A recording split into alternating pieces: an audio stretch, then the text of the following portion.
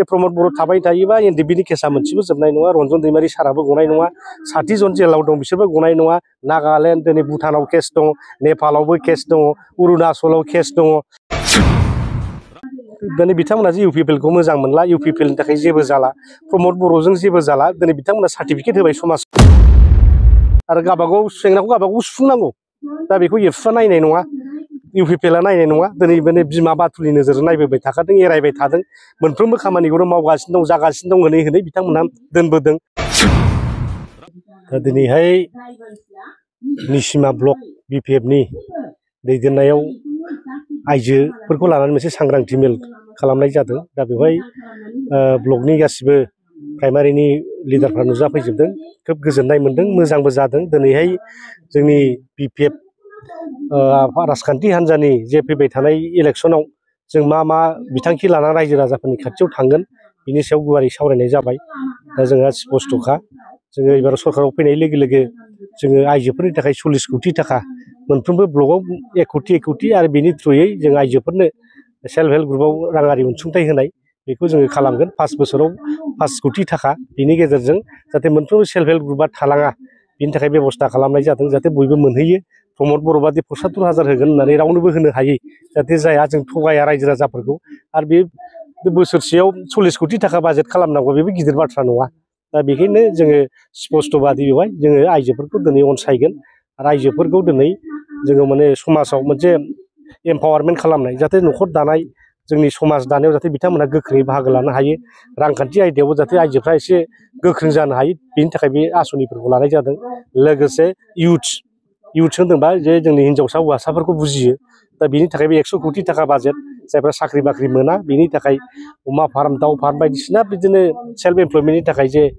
खामानि मावगोन बिनि थाखाय माने बे बाजेटखौ खालामनाय जादों बिनि थाखाय जों गासिबो इउथ्सफ्रानो लाब जागोन लोगोसे बैसोगोराफोरनि थाखायबो 10 कोटि थाखा बाजेट जाहाथे बोराय बैसोआव बुरि बैसोआव मेगन नुवा मा नुवा जायो अपारेसन खालामनो मेगननि अपारेसन सोरबा थाबायनो हाया जायो हुइल चेयार नांगौ सोरबा गोजां बोथोराव गस्ला गुदुं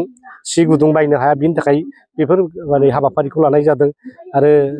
जोंनि UPSC APC परिखा जायफ्रा पास जागोन बिनि थाखाय राङारि अनसुंथाइ होनाय दिनै डक्टर इन्जिनियार फरायनो जायफ्रा एन्ट्रेन्सआव पास जाबाय बिथांमोननोबो राङारि अनसुंथाइ होनाय जों प्रमद बादि माने 50 जननिल' होआखै बेवहाय BTC आव जेसेबांनाखि जोंनि सेंग्रा सिख्लाफ्रा माने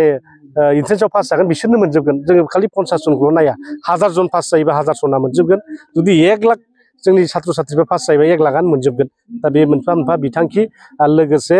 सरकारि साख्रि मोननो थाखाय माने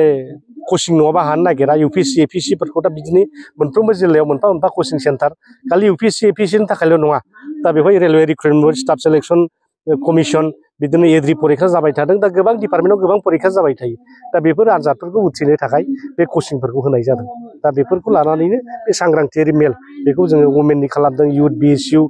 वमेन दा बेफोर खालामलांगासिनो दङ आरो दिनै बे स्पेसियेलि वमेनफोरखौ खालामग्रोनाय जादों आरो वमेनफोरखौ एम्पावार्ड बोरै खालामनो हायो बेनो जोंनि उद्देश्य जेबो खहा गोग्लैया माने मोनसे दिनै नुबाय थादों जे दिनै सुक्तिखारि जाबाय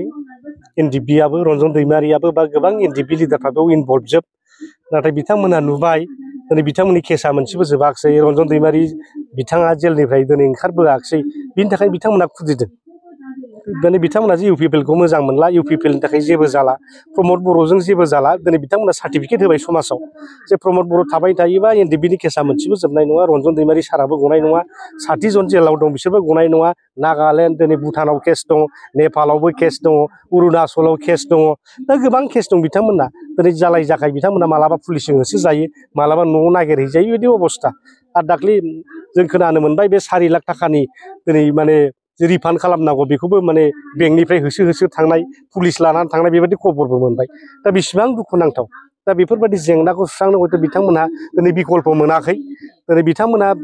दादों दानानै जुदि साक्सेस जायोबा मोजां जों वेलकाम खालामगोन आरो गावबागाव जेंनाखौ गावबागाव सुफुंनांगौ दा बेखौ एबसुआ नायनाय नङा इउपिपिएलआ नायनाय नङा दिनै माने बिमा बाथुलनि नोजोरजों नायबोबाय थाखादों एरायबाय थादों मोनफ्रोमबो खामानिखौनो मावगासिनो दं जागासिनो दं होनै होनै बिथांमोनहा दोनबोदों खालि एनडिएफबिनिल' नङा गासिबो जेंनाखौनो जेनेबा गामि सोसननायनि बाथ्रा बेखौबो जागासिनो दं होनबाय थायो दिनै 60टा समस्ति खालामनांगौ बेखौबो जागासिनो दं होनबाय थायो स्कुल कलेज प्रभिन्सियेलाइज खालामनांगौ बेखौबो जागासिनो दं होनबाय थायो मावगासिनो दं होनबाय थायो दिनै NIT जानांगौ सेन्ट्रेल इउनिभारसिटि जानांगौ ट्राइबेल इउनिभारसिटि जानांगौ स्पर्ट्स इउनिभारसिटि जानांगौ बेखौबो जागासिनो दं मावगासिनो दं होनबाय थायो दा बे मावगासिनो जागासिनो होनैनो दिनै 5 बोसोर बारलांबाय दा बिथांमोना जे मावनो हाया बेयो प्रमान जाबाय आरो दिनै एनडिबिफ्रानो अत'पथ' जरित्र जानानै दं बिथांमोनजों एक्स एनडिबि फरामानो बिथांमोननि मोनसे साबअर्डिनेट मोनसे